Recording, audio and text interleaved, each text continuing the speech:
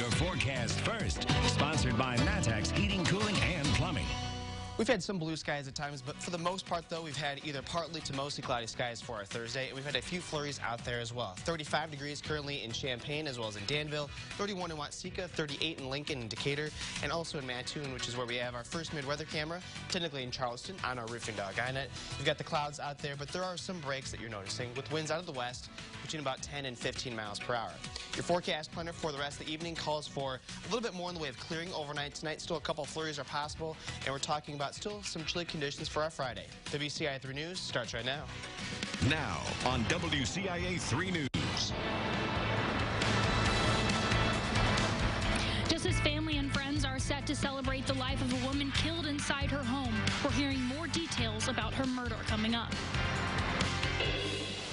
Illness already spreads quickly in schools. What's being done to make sure coronavirus doesn't get into your kid's classroom? You're watching your local news leader. This is WCIA 3 News at 5. She died under circumstances that were excessively brutal and heinous. Tonight we're learning more about how a woman in Champaign died. Her boyfriend is charged with the killing. Good evening, I'm Paul Cicchini. And I'm Jennifer Roscoe. TENESHA Jenkins was found dead in her Champaign home Sunday. Antoine Craig was in court today. He's now officially charged with her murder. And now we know Jenkins was smothered. That was hard for family and friends to hear. WCIA 3's Courtney Bunting is live at the New Hope Church of God, where they are paying tribute to her memory. And Courtney, many of them knew both Jenkins and Craig. Tonight is going to be emotional. Yes, definitely, Jennifer, but they did say that Craig's arrest brought them some peace. Now, as you mentioned, many of Jenkins' friends also knew Craig. As a matter of fact, some of them were even video chatting with him late Sunday morning. Not long after, while doing a welfare check, police found Jenkins dead inside her home. Craig turned himself in to Rantoul police yesterday. Today in court, we heard disturbing details about what investigators say Jenkins went through. When they found Jenkins dead, they also found cuts on the sides of her face that were likely caused by glass. They also say she had defensive wounds on her arms. And certainly there is indications that the two had been involved in a relationship. Absolutely, we would consider this a domestic violence situation that very tragically and unfortunately has resulted in her death.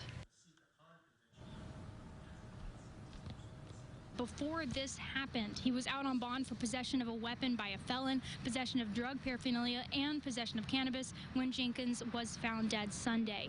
And friends of Jenkins have described her as the type of person who would do anything for anyone, and they say they're still in disbelief that this happened. Reporting live in Champaign, Courtney Bunting, WCIA 3, your local news leader. And Courtney, thank you so much. And as she said, the coroner said Jenkins died by being smothered. She also had what Julia Reeds called significant injuries on top of that.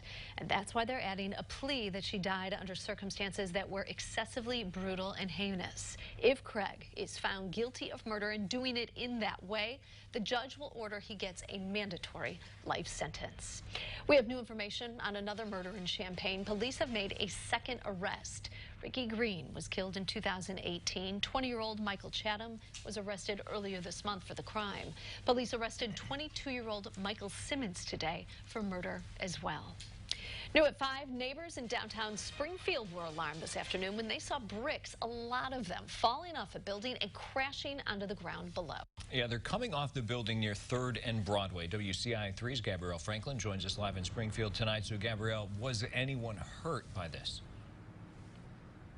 Well, Paul, that is the little bit of good news coming out here in downtown Springfield. Police say that no one was injured as a result of those falling bricks, but there is one car that's being looked at for possible damage.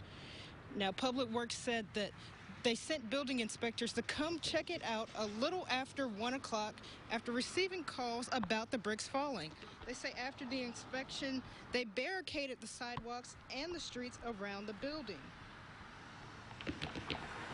They say the building was already occupancy prohibited due to roof leaks in the back of the building around a year ago. The building is now designated as unsafe and dangerous.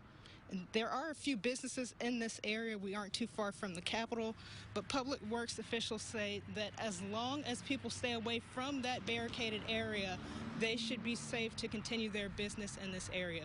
We'll continue to bring you the latest here on WCIA 3 as well as on live. But for now, we're live in downtown Springfield. Gabrielle Franklin, WCIA 3, your local news leader.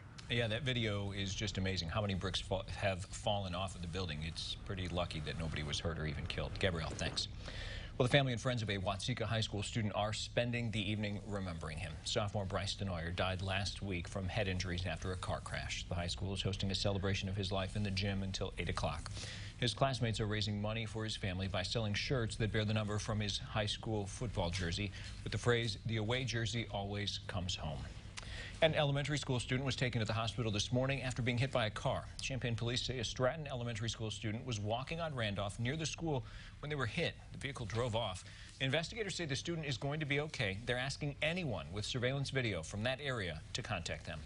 Schools in Macon County are taking steps to prevent the spread of coronavirus. There aren't any cases in Decatur yet, but school officials say they are working to make sure students and staff are protected. WCIA 3's Jamie Mays is with us now. Jamie, I'm sure this is going to be something we're going to be hearing from lots of schools in central Illinois, but what are the steps there in Decatur that they're taking?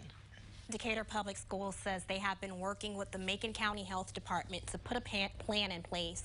There are more than 80,000 cases of coronavirus in the world, and about 3,000 people have died from it. Most of those deaths are in China. Yesterday, President Trump announced a coronavirus task force. Now, schools in central Illinois are announcing their plans to keep children safe. The Macon County Health Department says they are working with school nurses, and schools were given packets of information about the virus.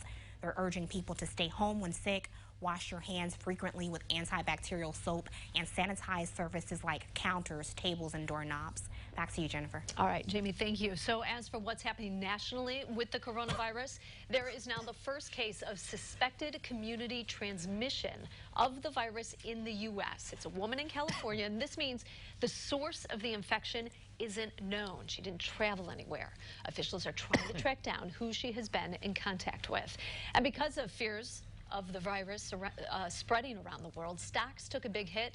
The Dow fell more than 1,000 points today for the second time this week.